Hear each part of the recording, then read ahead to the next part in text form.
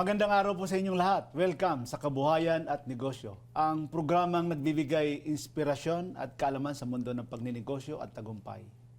Ngayong araw po, makikilala natin ang isang negosyanteng nagpatunay na ang tagumpay ay nagsisimula sa matapang na pangarap at malinaw na misyon. Ang bigyan ng pagkakataon ang bawat Pilipino na kumita at maging bahagi ng lumalagong mundo ng e-commerce. Siya ay nasa likod ng inobasyon, tumutulong sa mga seller at mga negosyanteng gustong umangat sa online at offline na kalakal. Isang business leader na nagtataguyod ng bayanihan, teknolohiya at pagninigosyong may malasakit sa komunidad. Walang iba kundi si Bon Basa, President ng Philippine E-Commerce Association at CEO, founder ng Be The Boss. Welcome, Sir Bon, sa Kabuhayan at Yusek, Negosyo. it's really our honor. My honor talaga, Yusek, to be here also. Oo. Yan. At salamat din kay Brian kasi nagkakilala tayo at marami akong narinig na magagandang kwento. Kaya ngayon, isa ka na sa iniidolo ko, Bon, lalo na dito sa larangan ng e-commerce. Pero siguro para na rin sa kaalaman ng mga kanegosyo natin, mga kasosyo natin, baka naman pwedeng ako kilalang-kilala kita, pero ikaw na rin na magkwento sa mga taga-subaybay natin sa kabuhayan at negosyo. Sino ba si Bon Basa? Yeah. So, basically, I also, same as you guys, isa din po akong simpleng taong nangarap. Isang simpleng taong nangarap. I also started from a very, very small beginnings. I am from Mindanao. So, Bisayang dako din po ako. I'm from Kababayan Zamboanga. kita. I'm from Mindanao. So, my father is a farmer. My mother is a normal teacher po, elementary teacher po. So, hindi din po masagana yung buhay po namin when I started. I graduated in engineering in profession. So, after graduations, I went here in Manila, then look for a job. And then I also started having job as a sales. Ahente po ako, kagaya po ng mga karamihan dyan. Nagsimula po ako as ahente lamang po. Pagkatapos when I saw the potential of e-commerce, that was way back 2017, I've learned, inaral ko yung e-commerce sa Pilipinas. Hindi pa po sikat, wala pa pong pandemic that time. Hindi pa sikat yung e-commerce sa Pilipinas. Inaral ko po yung e-commerce, and that was the time that I decided to resign on my corporate job and started a very small office. Maliit, it's bed space po sa Makati that time. So I started a bed space in Makati. I think the living room, I've asked my landlady that time na kung pwede kong gawing opisina, maliit na opisina yung living room that time. And then I went to Divisoria, ako mismo yung namimili ng produkto and sell online. Hindi pa sikat ang online selling sa Pilipinas. Good thing that I already make my mark on the industry already that time. Nagsimula na po ako, nag-online selling. Totoo po to, nasa opisina po ako, nagtatrabaho, di po nila alam yan, nag-online selling po ako. So that's why I understand the pain and the ask of every online seller. Alam ko po yung hirap ng mga online seller, and that's all it started. Doon po talaga nagsimula yung journey ko on the business world, music. Oo, tamang-tama yan kasi ang layunin natin dito sa Kabuhayan at Negosyo ay para maka-inspire sa mga aspiring entrepreneur. Yeah. Lalong-lalo na ikaw ay talagang masasabi natin na very humble beginning yung naging umpisa mo. So, ikaw ay graduate ng Western Mindanao State University. Yes. At ikaw ba, ang mga magulang mo, may mga influence ba na natutunan ka sa kanila? May sa mga magulang or mga tito mo, tita mo, sino ba yung iniidolo mo na negosyante sa pamilya nyo or family friend nyo, Bon? Honestly, on the side of Ikaw lang talaga. Opo, Yusek, totoo po yan. Pero ngayon may mga relatives na din po talaga ako, na especially yung tito ko, are doing business also sa Baka siya na ang natuto sa'yo. hindi po, follower din po ako ng tito ko. So ikaw, pagpunta mo sa Manila ay talagang sinubukan mo magtrabaho sa corporate world. Yes. Naging sales ka. Yes po. So malawak yung experience mo sa sales. Yes. So, ikwento mo sa amin, ano ba yung unang kumpanya na sinubukan mo na nakapagtrabaho ka? Insurance ba to? Anong klaseng kumpanya? Nagtrabaho ako as ahente ng mga engineering companies. So, ang binibenta ko before, I'm building PLCs, programmable logic controllers, I'm building BFDs, if you're familiar. So, yun yung ginagawa namin USEC. So, gumagawa talaga kami ng mga automations sa mga planta. Yun yung ginagawa namin USEC. Oo. So, yun yung binibenta ko before. Ay nagbebenta kami ng even sa Manila Water, Maynila, yun yung ginagawa namin mga projects doon. So, we do constructions ng mga wastewater plant. So, nag-ahente po ako doon. Yan. So, sanay na sanay ka talaga sa sa sales. pag-ahente, sa Oo. pagsisales, yes. So, paano mo naman naisipan na siguro ang buhay ko hindi pang-corporate, kung hindi ano na ako ngayon, very enterprising na yung aking mindset. Yeah. I still remember, Yusek, that was the time that I got my first commission as sales. I think my commission that time is 15,000 pesos. Sabi ko, Wow. anong gagawin ko sa 15,000 pesos na to? Kasi di ba that's aside from your Salary. monthly salary. So sobra to, the 15,000 pesos. So sayang kasi paggagastuhin ko lang to. Yun. So the first thing that I've invested is I invest on myself. Yung 15,000 pesos na yun, nag-invest ako sa training. Hanggang natuto po ako ng digital marketing. So para matulungan din ako how to sell online, that's the time na sabi ko, sige, I'll gonna invest on instead of buying it. Okay, kasi tinabaho ko to, yung 15,000 pesos, tinabaho ko to. And then, that's the time that I invested on personal growth talaga, Yusek. Really. So, paano mo naman talaga naisipan na siguro magsarili na ako at ano yung nakabigay sa iyo ng sino ang naka-inspire sa iyo or nag-influence sa iyo na mag-ano ka na lang, mag-negosyo ka na lang. Magnegosyo na lang. Oo. Oh, so, that's the time my mind has been open on the digital world. And nung nagbebenta ako online, doon ko nakita, uy, ang laki pala na nakikita. That was the time na in just a day, I am selling about 100,000 pesos to 500,000 pesos daily. Anong year ito? That was 2017 Yusek. 27. Kaya hindi pa sikat talaga yung online selling sa Pilipinas. Nag-online selling na ako, di pa nila alam Kasi yun. talagang pumotok yung Oo. online selling nung pandemic. Oo. Yes, So, pandemic. ikaw pala, 2017, ginagawa mo. So, paano mo ito inumpisahan at hindi ka ba nahirapan na ito ay pambihira na hanap buhay? I also take my get out from my normal thing talaga, Yusek, na kailangan nating umalis natin sa comfort zone natin. Since that time parang ang bilis na lang yung pera, kas 100,000 pesos na sales in just a day, daily yun, Yusek, yung, so, okay, then, Ano yung mga binibenta mo noon at Marami. paano mo naman binibenta yon? Ano ba yung mga naging challenges sa'yo at talagang tinodo mo na yung online selling? yes, yes. Anything under the sun pwedeng mabenta online, and that's the power of digital marketing. Yun yung natutunan ko Yusek. Yun yung natutunan ko. That's the power of digital marketing. I've learned Facebook advertisement, I've learned working with algorithms. Lahat ng yun natutunan ko, and that's the time na nagkaroon ng maraming benta. So I also tawag na to, find a ways na duplicate those things. So nung nag-resign po ako, Masasabi mo ba, Bon, na yung natutunan mo sa corporate world bilang sales ay nagamit mo rin Of dito course. sa Of pinasok course. mo sa Of online course. selling? Yes, Yusek. I'm a firm believer that everything goes on the experience, our learnings. So lahat ng yun, even the corporate things, ang dami ko pong natutunan. Araw-araw po yun, Yusek. Araw-araw po kayong pagpasok po natin sa opisina, that's a learning experience. And that's a learning experience we need to value. Hindi ka ba natakot, Bon, na baka ngayon ay lilipat ako from corporate world, magre-resign ako sa may regular ako na sweldo, papasukin ko ang pagninegosyo, baka wala ka bang iniisip no na takot na baka hindi maging successful yung papasukan mo na online selling business? Of course, Yusek, takot ko po. Malakas ang loob mo. Malakas ang loob ko, pero there's takot, totoo yan, there's takot. I even remember when I called my mom that time na sabi ko,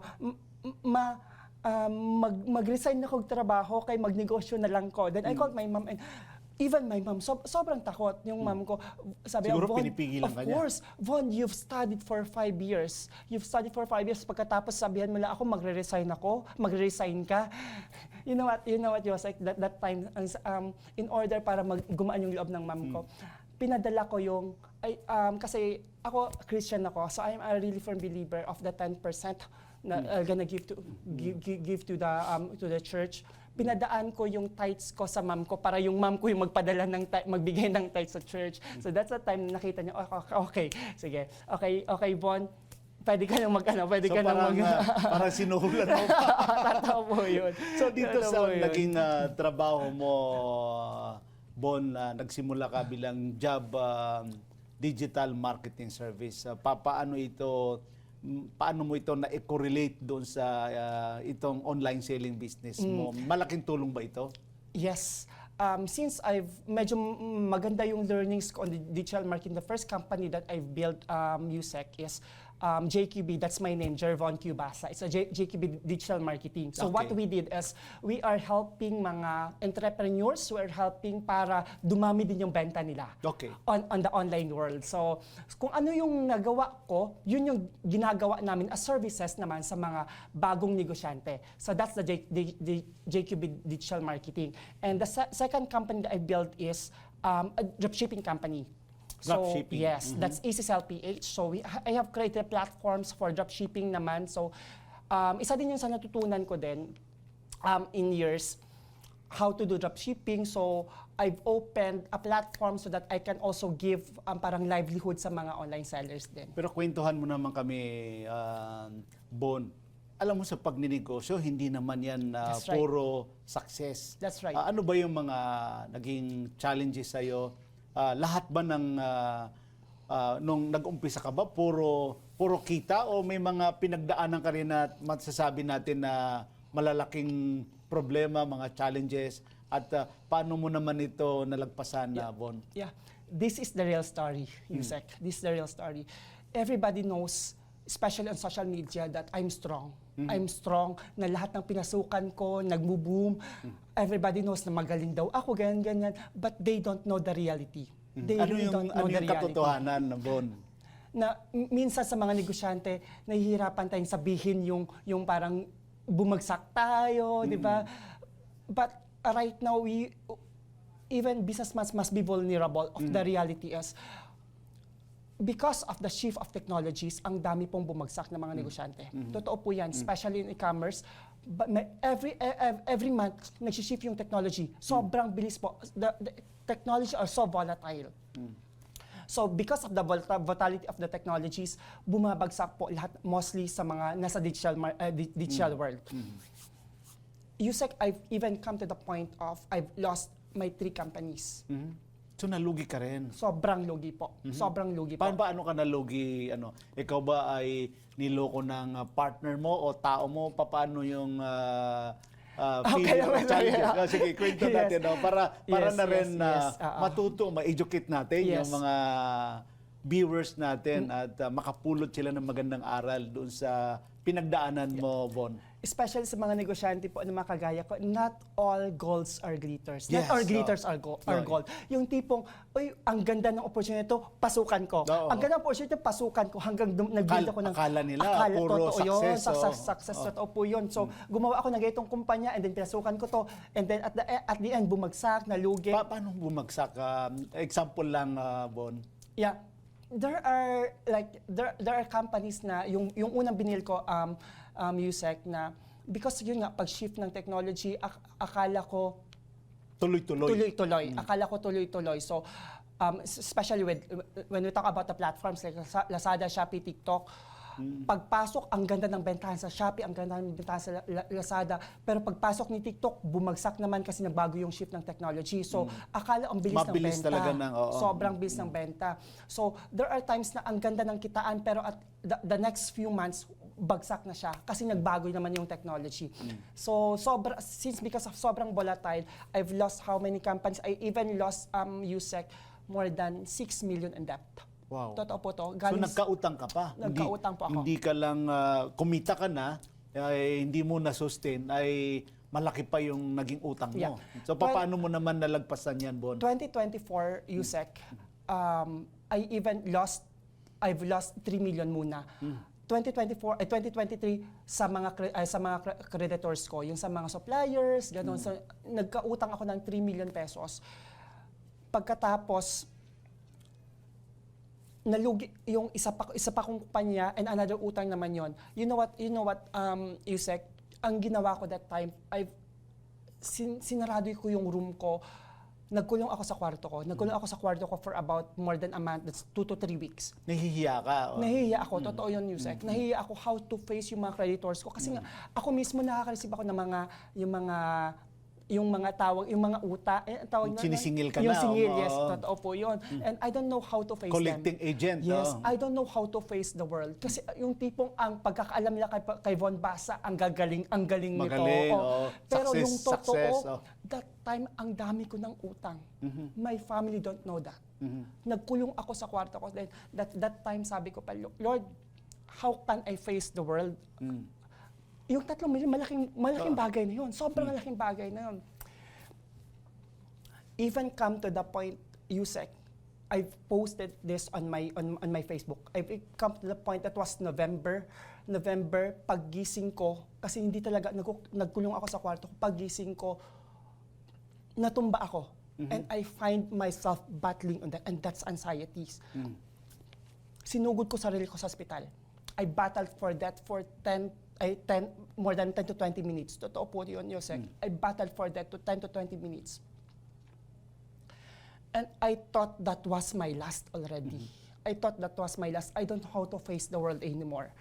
Ang dami kong utang, ang dami kong negosyong nawala. So nahihiya ka lumabas at yung paano mo harapin yung Yes. mga naniningil sa iyo. Yes. So paano mo ito nalagpasan, Bon?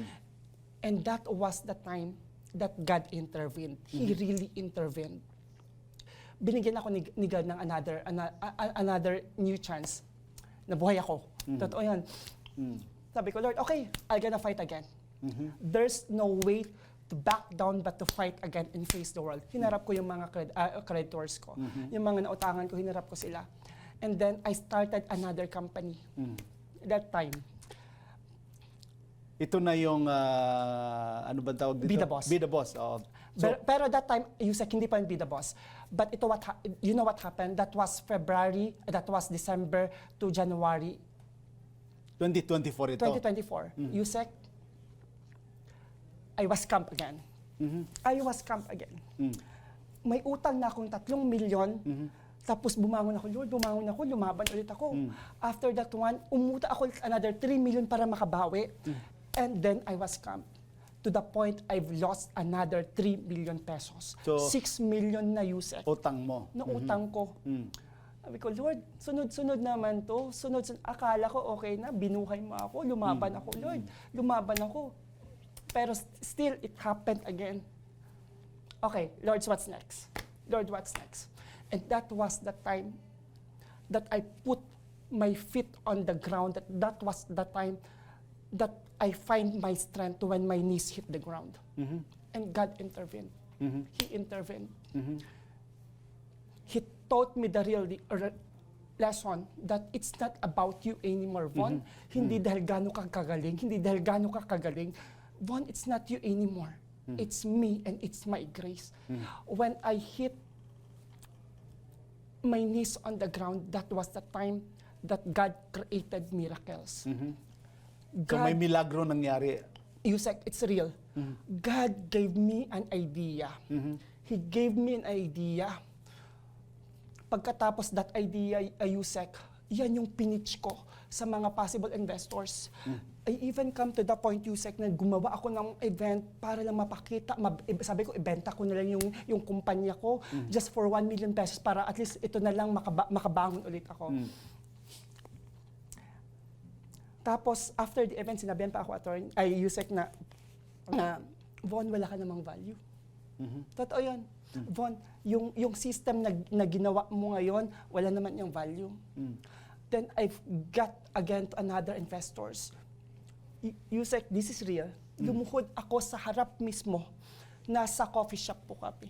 Sabi ko, tulungan mo lang ako makabawi. Tulungan mo lang ako makabawi because I believe that this system can do something and can change something. Tulungan mo lang ako makabawi. Another message I've got from another investor, Von, wala naman yung value. Yusek, na sinampal ako. Oh. Sinampal ako sa katotohanan na sabi, wala namang value yung ginagawa mo, Von. So talagang hindi maganda yung naging reception ng Yes. mga prospective investor mo. Yes. Pero Bon, napaka-interesting itong pinag-usapan natin. Alam kong very passionate ka ikwento itong pagbangon mo sa negosyo. Pero mag-break muna tayo. Huwag po kayo alis, mga kanegosyo, kasosyo. Magbabalik po ang Kabuhayan at Negosyo.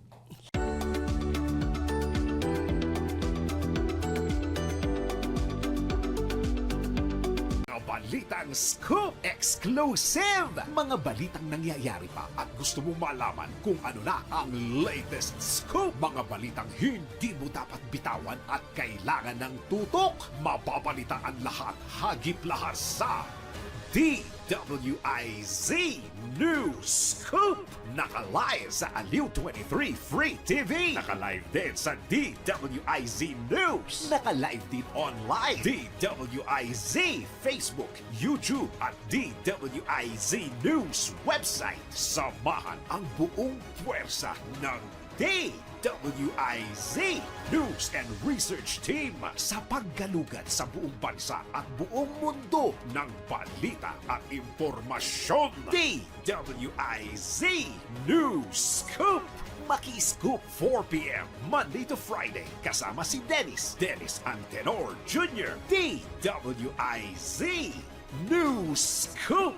Bahagi pa rin ng inaabangan tuwing hapon sa DWIZ News Hapon Highlights. Nagbabalita ng tama, naglilingkod ng tama.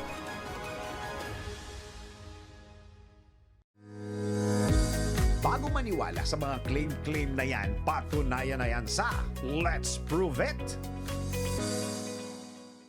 Kamakailan ay nakilala ang Blacklist International bilang esports organization na nagbigay ng karangalan sa bansa dahil sa ipinamalas nilang galing sa paglalaro ng PUBG, Mobile Legends, Garena Free Fire at Call of Duty. Sadyang napakalayo na natin kumpara sa kinalakihang luksong baka, agawan base, tumbang preso, piko, sipa, bunong braso, Chinese garter at iba pa. Bagamat hindi na palakasan ang labanan ngayon, nasusukat naman sa talas ng isip kung paano mo didiskartehan ang pag-atake sa mga kalaban. Yung tipong kahit nakaupo ka lang ay kung saan-saan ka, dinadala ng naggagandahang graphics at kung anong-anong skills na iyong nabuboost.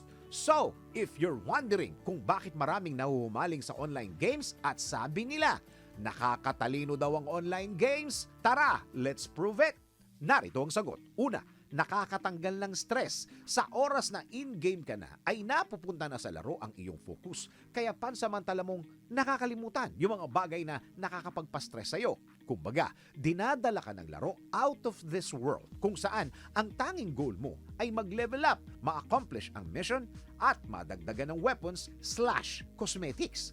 Ikalawa, natututong mag-multitask. Yung tipong napagsasabay mo ang pagkain habang naglalaro. Pag-charge ng gadgets habang naglalaro. Pwede ka rin magpabuhat sa iyong mga kalaro habang inaatupag mo ang ibang bagay. Bukod dyan, bumibilis din ang iyong typing speed dahil unti-unti mong nakakabisado ang bawat letra sa keyboard nang hindi tumitingin. Nagiging keyboard warrior ka, ika nga. Ikatlo, nakakadagdag ng kaalaman sa computer. Yung bang inaaral mo ng magbaklas kabit ng computer, gusto mo mag-upgrade ng mag-upgrade hanggang mabuo mo na yung gusto mong specs para hindi ka na maglalag habang naglalaro. Darating sa punto na aaralin mo na rin kung paano mo mag-live streaming gamit ang third-party software. Kumbaga, nagiging knowledgeable ka pagdating sa computer hardware and software. Pwede rin kumita ng pera. Meron ding trading na nagaganap sa online games kung saan magpo-purchase ka ng item tapos pwede mo ring ibenta yon sa ibang player. May mga pustahan ding nagaganap sa bawat laro. Batid nating napakaraming nahuhumaling sa online gaming. Gayunman, hindi ito dapat makaadikan dahil napakarami ring negative impact na maaari nitong idulot sa iyo, physically and mentally. That's why, play moderately. Sa tradisyon ng paglilingkod ng tamang balita hanggang sa sports. Hatid ng mga OG sa sports. Benji Paras at Ronnie Magsanok. Benji Paras, Ronnie Magsanok, walang bolahan. Sa DWIZ News Nationwide. Saturdays, 4 p.m. Malalaman ang tama sa Walang Bolahan. Walang bolahan, Walang Bolahan. walang bolahan, Sa DWIZ News Nationwide. walang bolahan.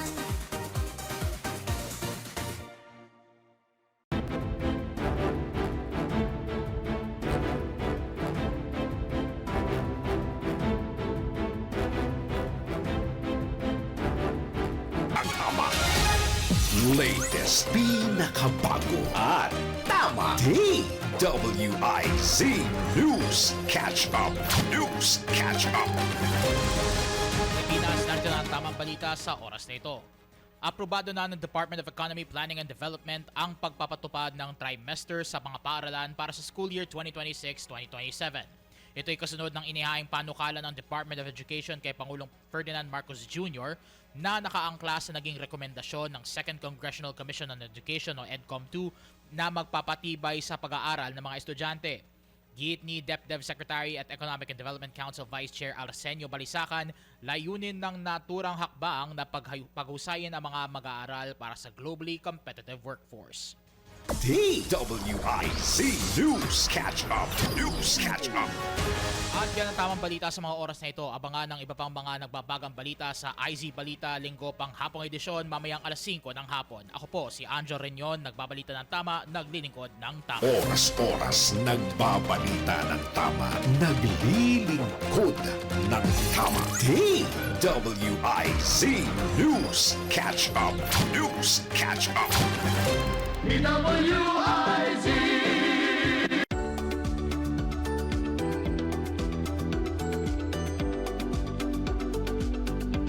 Mga kanegosyo, mga kasosyo, nandito pa rin po kami ni Bon sa Kabuhayan at Negosyo.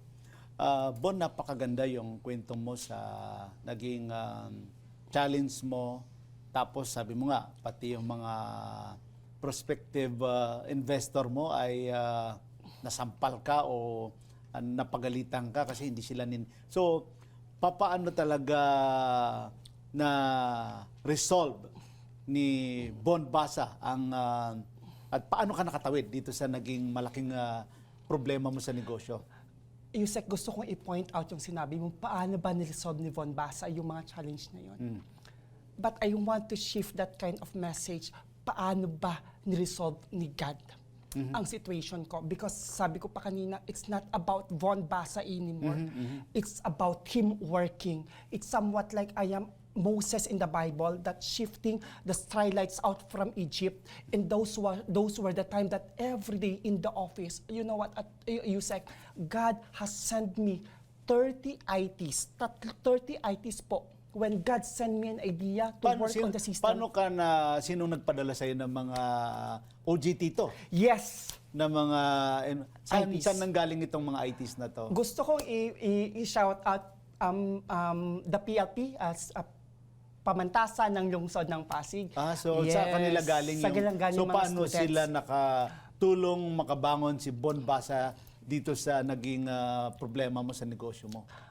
That was February 14 when I opened February 14 when I opened my email. I received lots and lots of applications, OJTs ng mga ITs. Sabi ko, I have 2 people left on me. Sabi ko, punta kayo ng opisina. Tawagan lahat ng mga nag-apply ng mga ITs.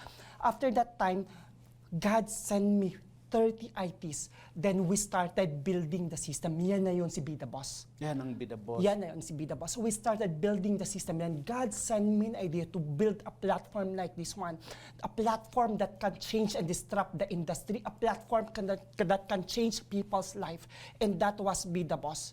Ano ba ang platform ng Be The Boss na wala yung ibang mga online platform business? Bigyan mo kami ng background. Ano ba ang ginagawa ni Be The Yeah. Boss? What we are doing right now, this is what I can say. Be The Boss is the biggest data infrastructure that the Philippines can have. That it's not just about 3PL logistic, it can go up to 6PL logistic. Ibig po sabihin nito, it will be integrated with AIs, it will be integrated with tawag nito, with lots of datas. Because ito po yung ginagawa ni Be The Boss. We are bridging the gap from suppliers towards mga warehouses up to towards mga sellers. Ito po, ay ako kasi online sellers po ako, di ba? Nagsimula po ako as online sellers. And I understand the pain in the ass of every online sellers. Lahat po ng hirap ng mga online sellers, magagaling ang mga Pilipino, Yusek. Ang galing ng mga Pilipino. Pero ang problema, hindi po sila nasusuportaan ng produkto. Commerce has been controlled by giant corporation. What we are believing with Be The Boss is commerce must be given back to the people. Ano ba yung nakita mo na malaking problema talaga, Bon, sa e-commerce industry kaya ito ay pinasok mo at in-offer mo yung naging Yung technology. naging parang naging fulfillment center ka, Yes. solution solver ka. So ano ito, Bon? Yeah. Let's face some problems of the industry right now. First thing, alam po natin sa Pilipinas, archipelagic country po tayo. Ibig sabihin po ng archipelagic country, tawag nito, island. More than 7,000 Yes, island. 7,000 islands. And that's a difference from other countries. Bakit ang bilis ng mga deliveries sa ibang countries? Kasi nga, hindi naman, wala silang island. And we cannot wait for the government to build lots and lots of bridges. We cannot wait for the government to build sobrang daming tower para mapataas yung internet connection sa atin dito. What we need right now is a good platforms that can bridge those gaps. First thing, what if meron po tayong mga warehouses, stores So po ginawa mo ito lahat, Bon, no? So ano ba yung naiiba na ginagawa ni Be The Boss kumpara sa ibang mga trading or e-commerce companies? Okay. Para maintindihan ng ating mga Yes. viewers. Ganito po, in a basic terms, isipin po natin, si Be The Boss po, siya po ay isang retail store, tindahan po siya. So may mga physical store din may kayo? mga physical store po siya. Pero yung physical store po yan, Yusek, it's not just an ordinary physical store. Think about this one, para kang Mr. DIY. But the sales of Mr. DIYs are only coming from the sales ng mga pumapasok na customer sa loob ng tindahan. But what if meron pong mga online sellers that can get access sa loob ni Mr. DIY and they can sell the product ni Mr. DIY? How volume it can give to the stores? Na hindi lang galing sa mga offline customers ang papasok na benta, but even online sellers within the locations can sell their products. Volume of orders will gonna get in. So, ikaw ba ay parang franchise itong business niyo? Yes po. So, Opo. gaano na kalaki yung mga naging franchise mo? Ano to? Luzon, Visayas, Mindanao? Yes po. So right now, after ito po, siguro going back to the stories, when God gave me that kind of ideas to create a system like this one, sabi ko, Lord, wala akong idea lang to, pero wala akong tao. Then God sent me 30 ITs.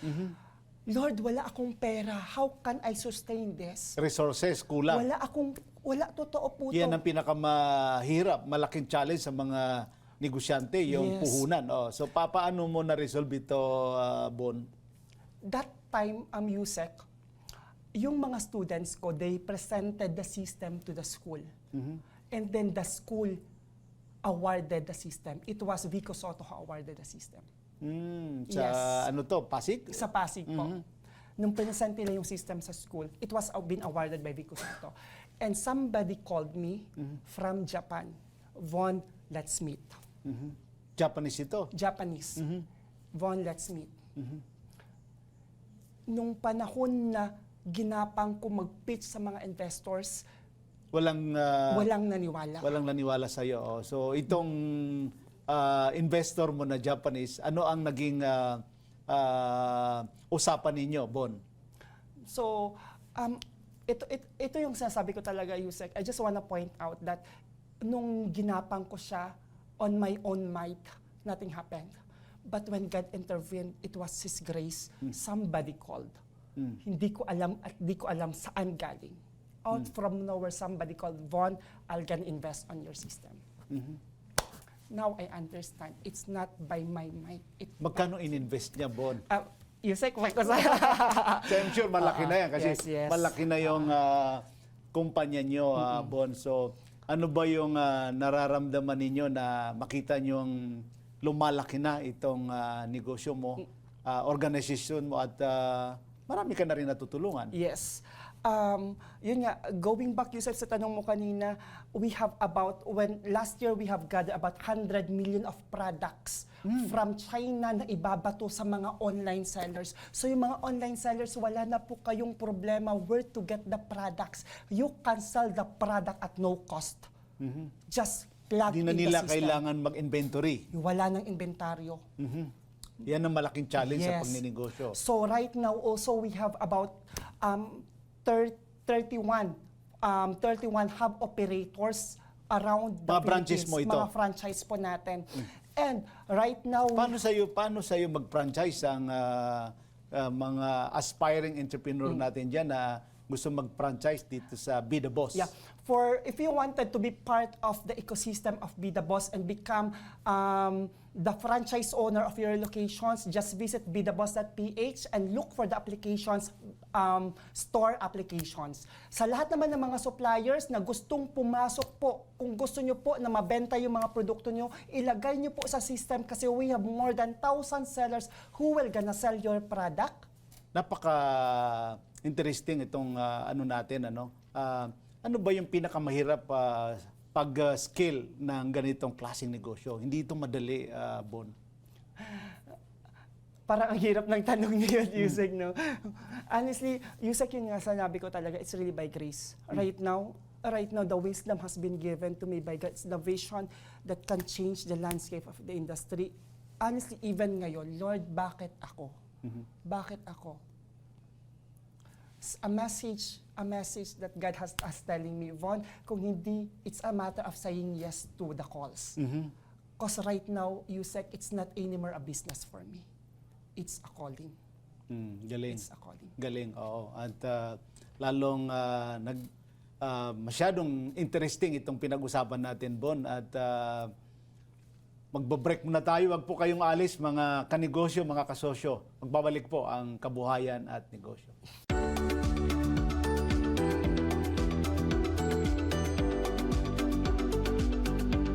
Kung ikaw ay papipiliin sa pagitan ng pera o exercise, ano ang mas pipiliin mo? Marahil sa praktikal na rason, pera ang inyong pipiliin. Ngunit totoo nga bang mas nakakapagpasaya ang pag-exercise sa tao kaysa sa pera? Tara, let's prove it! Ayon sa isang study na ginawa sa Yale at Oxford, ang pag-exercise ay mas nakakapagpasaya sa tao kaysa sa pera. Ito ay dahil lumalabas sa resulta ng pag-aaral na the more active lifestyle you have, the happier you will be. Nakasaad sa findings ng mga researcher na ang mga tao na physically active ay nakararanas ng mas kaunting bad days sa loob ng isang taon. Ngunit paalala ni Adam Chacrod mula sa Yale University, mabuti ang pag-exercise pero maaari rin itong makasama sa ating mental health. Nararapat na alamin lamang ang iyong kakayahan at kapasidad sa pag-exercise. Ayon din sa pag-aaral, ang 3 to 5 session ng exercise na tumatagal ng 30 minutes to 60 minutes a week ay considered ideal. Ang mga tao na naglalaan ng 3 oras araw-araw sa pag-exercise ay nakokompromisa ang kanilang mental health at kaligayahan. Napag-alaman din na mas sumasaya ang tao sa mga aktibidad na may kasamang grupo. Kaya huwag pabayaan ang sarili. Tandaan, health is wealth.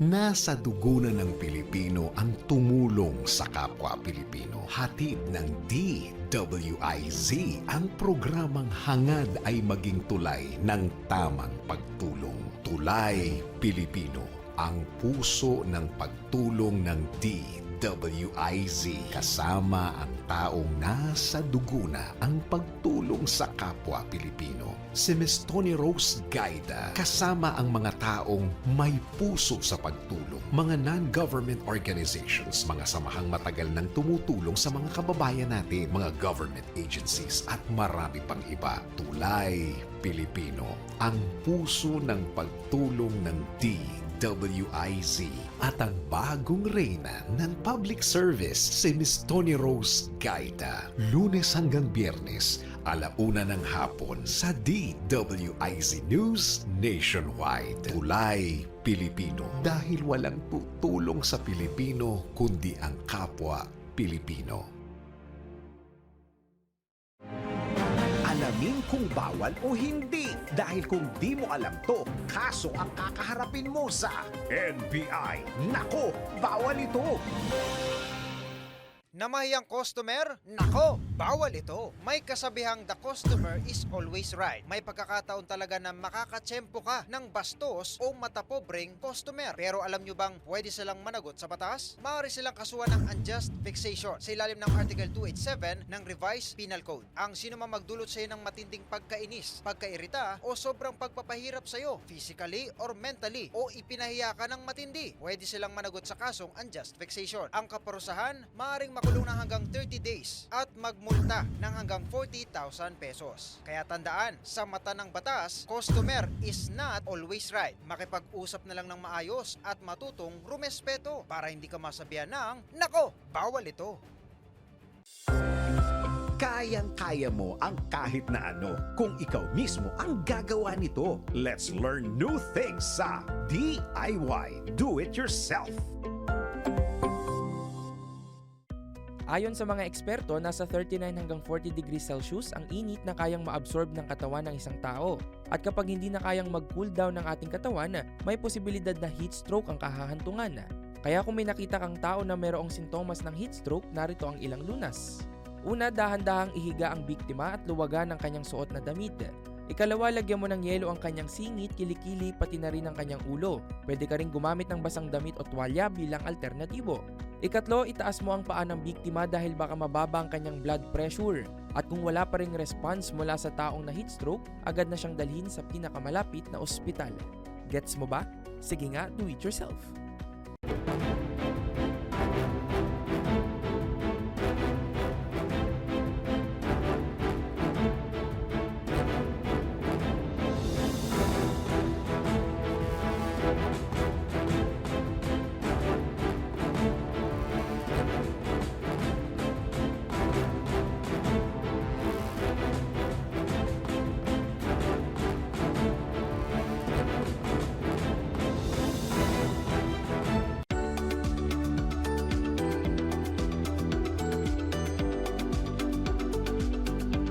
Nandito pa rin po kami ni Sir Bon sa Kabuhayan at Negosyo.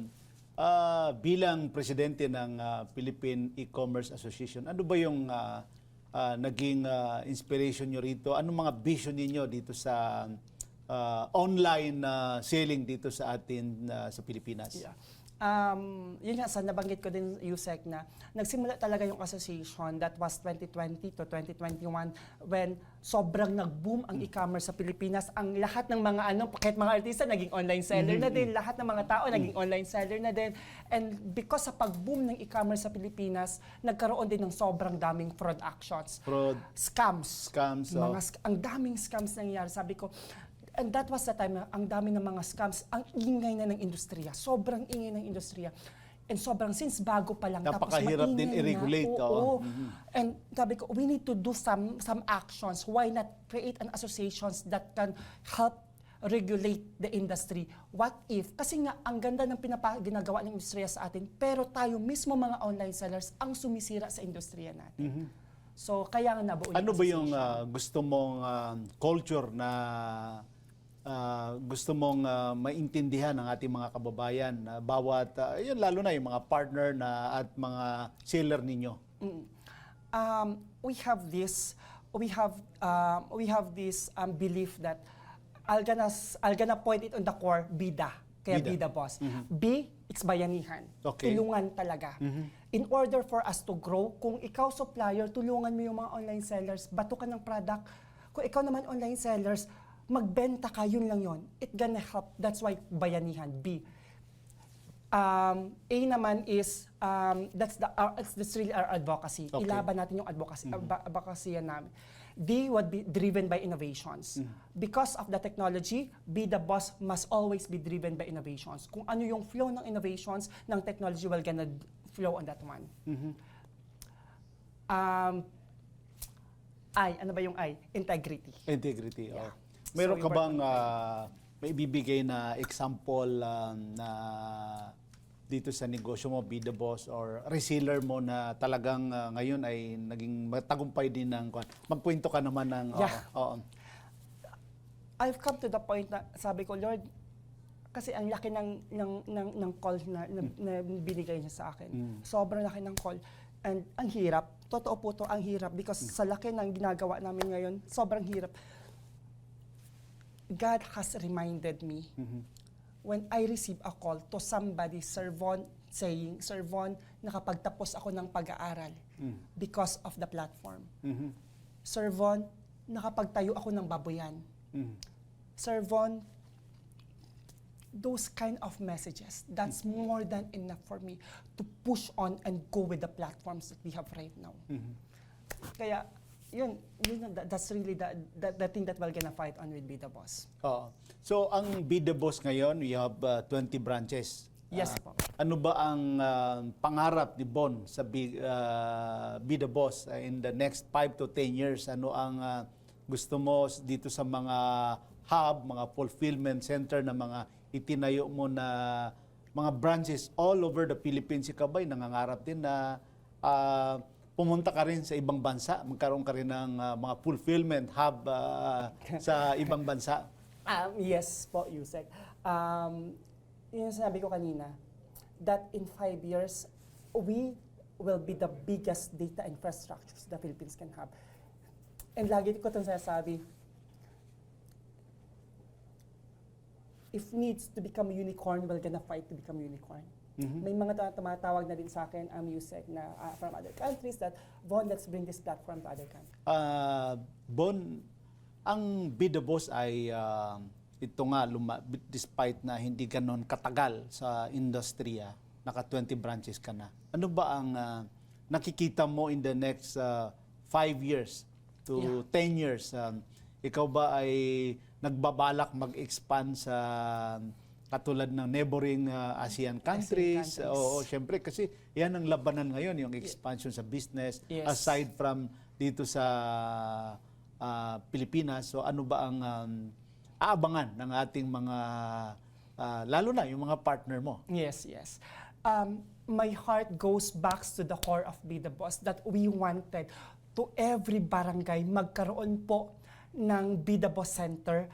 Lahat po ng barangay, because we do believe commerce, ulitin ko ulit, commerce must not be controlled by giant corporations. Commerce must be back to the communities. Long for the day, we long for the day that every barangays will have a yellow store.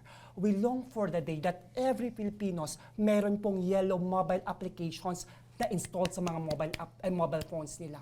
We long for a day that yellow motorcycles will gonna roam deliver the parcels to the customers. We long for the day that we can paint the Philippines yellow.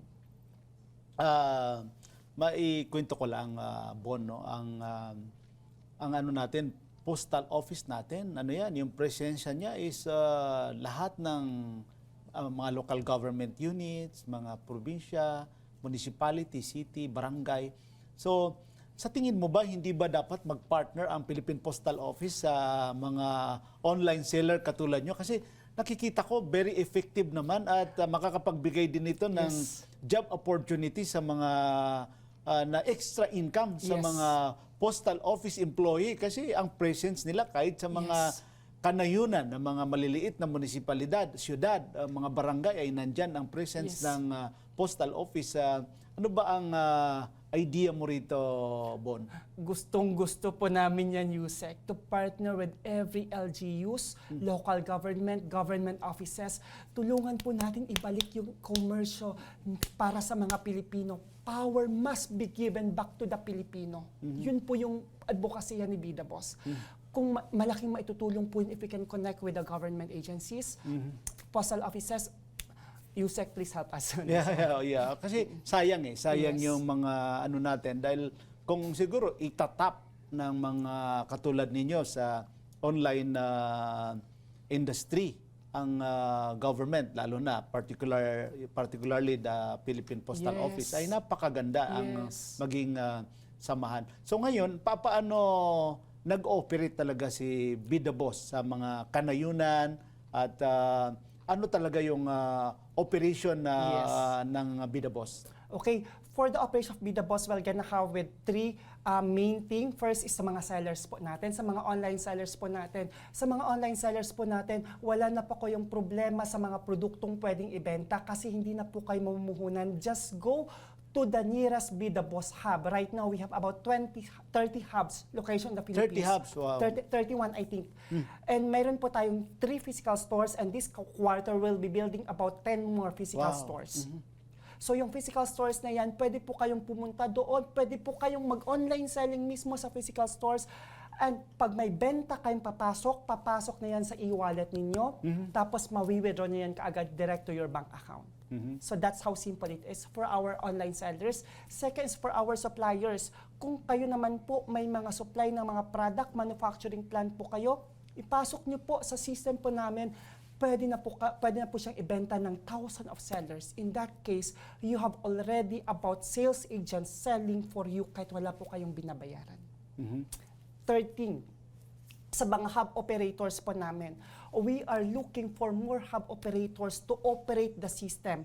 Ang gagawin nyo po on every barangay, kung kayo po yung magiging owner ng barangay, locations na po yan, kayo po ang magiging Bida Boss Center po on the barangay. So, ang mga suppliers will gonna send out product doon sa inyo, sa mga tindahan ninyo, and our sellers can also sell the product on the stores. Napakaganda yan na may mga malaking opportunity dito sa Bida Boss, ang ating mga kababayan, siguro mga OFW rin. Ikaw ba, alam mo, kulang ang oras natin, Bon, ano? At ikaw ba, anong maipapayo mo sa mga aspiring na entrepreneur or yung mga kababayan natin na wala rin naman masyadong ginagawa na gustong makipag-partner kay Bida Boss? At your parting words, Sir Bon. To those who wants to be part of the ecosystem, the biggest ecosystem here in the Philippines right now, Bida Boss platforms, just go to bidaboss.ph and you can apply as the seller, you can apply as a supplier, you can apply as the store owner, and you can apply as our corporate partners. Just go to bidaboss.ph. And we are also willing to change life. Let's build and changing life. Maraming Thank you salamat so sa much, iyo, Yusek. Bon. Thank you sa pagbabahagi ninyo ng mga kwento, inspirasyon at malasakit sa pagpapaunlad ng kabuhayan ng mga Pilipino. Tunay pong kahanga-hanga ang dedikasyon na bigyan ng oportunidad ang bawat isa kumita, maging negosyante at maging bahagi ng lumalawak na mundo ng e-commerce. Salamat, Bon.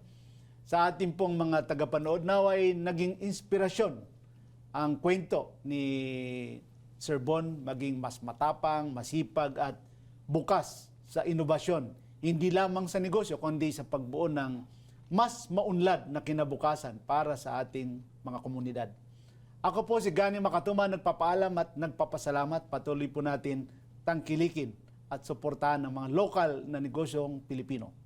Para po sa mga hindi nakapanood ng aking mga nakaraang episodes, maaari niyo pong balikan ang YouTube channel Gani Makatuman at Facebook page Gani Makatuman, Kabuhayan at Negosyo. Huwag po natin kalimutan mag-like, subscribe at i-follow na rin natin para sa mga bagong episodes. We at Kabuhayan at Negosyo are one with the government in our commitment to help Filipino entrepreneurs improve their lives.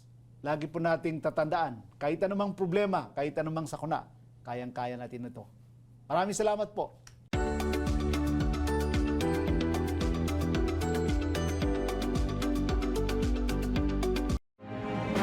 Alamin kung bawal o hindi. Dahil kung di mo alam to, kaso ang kakaharapin mo sa NBI. Nako, bawal ito! Nagmomotorsiklo ka ng walang helmet? Nako! Bawal ito! Madalas mong maririnig sa mga rider ang katagang ride safe. Ngunit kahit gaano ka pa kaingat, kung wala ka namang helmet na suot, abay baliwala rin ito. Kung ayaw mo magsuot ng helmet dahil hindi komportable sa ulo, isiping mabuti ang kaya nitong gawin para sa kaligtasan mo. Ang hindi pagsusot ng helmet ay labag sa Republic Act 10054 o ang Motorcycle Helmet Act of 2009. Binibigyang din dito ang seguridad ng mga driver at mga angkas nito mula sa lubhang pinsala na nakamamatay dulot ng mga aksidente. Ang sinumang mahuling lumabag ay pagmumultahin ng mula 1,000 hanggang 10,000 piso. Maaari ring kumpiskahin ang iyong lisensya kung paulit-ulit mo itong ginagawa. Tandaan na dapat mayroong ICC sticker ang iyong helmet na bibilhin. Kaibigan, huwag nang pasaway. Magsuot ka ng helmet, mapa long trip o short trip man yan, para hindi ka masabihan ng, nako, bawal ito.